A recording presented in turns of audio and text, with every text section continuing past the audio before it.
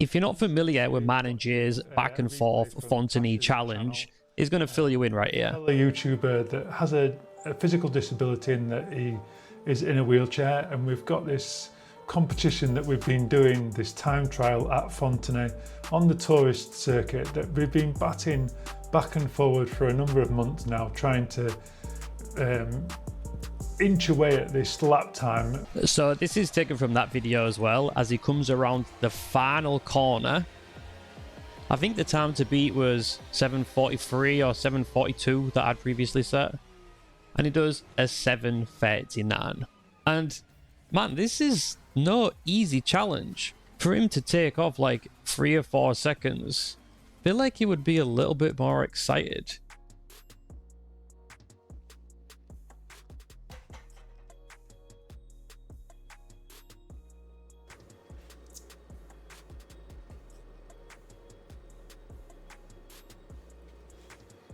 So then, after completing that challenge, back to you then, Tash. This was his previous reaction. Get in! Yes! Pretty pleased with that. Yeah, we can tell. So, obviously I had to go back and do it again. And I was using a stock setup. So, I decided to move some sliders around and see what we can do. So you see what just happened on the screen there? This is why I'm stopping here. I have the dynamic respawn thing turned on. So I have a button bound on my wheel so I can teleport to the start line. That's what that little black frame is. As you spawn in, right here in front, there's a little black frame. Just try it, you'll figure it out. Maybe something for you to use next time, Jay. Say if you're having to drive from the pits to the line every single time.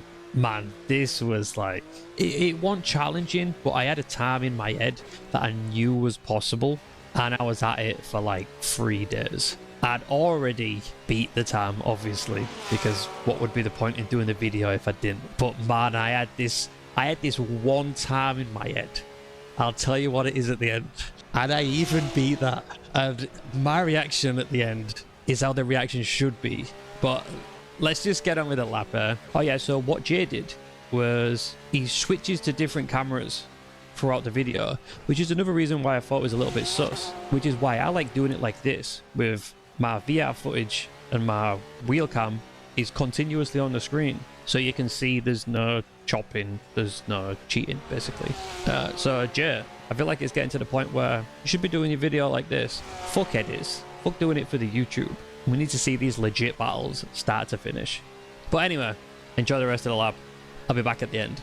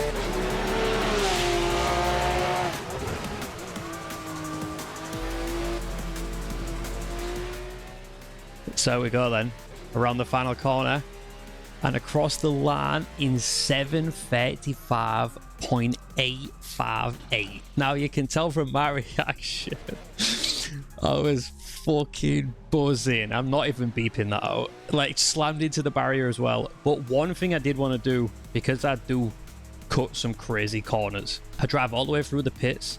I go back through the start line. You can see these two gate things here as well. Basically, the green one is the start gate and the end one is the finish gate. Just figure it out. So you see, it came up at the top saying cut detected, just to show you that the penalty system thing was turned on. Also, I don't use screen record, I use game capture. And you said in your last video that we have to show it on the screen in Content Manager.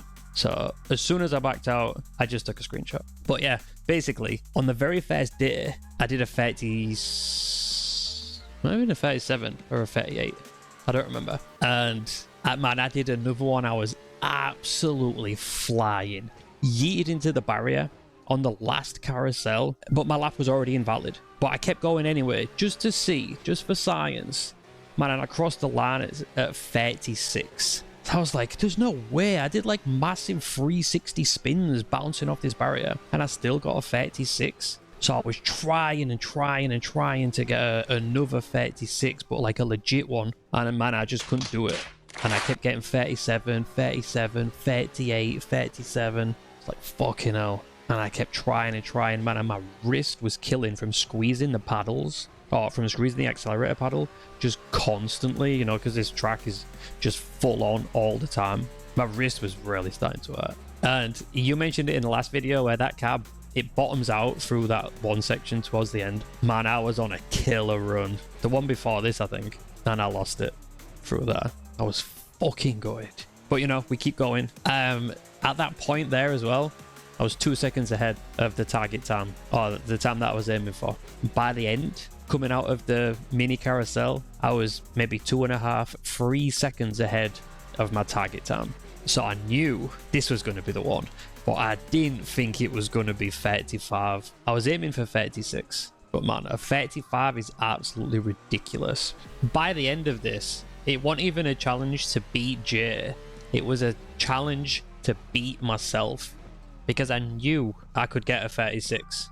Like, I'd already got a 38, 37 on the first day. I could have just posted that. Man, I really, really, really wanted a 36. I had a 37.1. So I was like, nah, I've got to keep going. And the fact it was a 35 was ridiculous.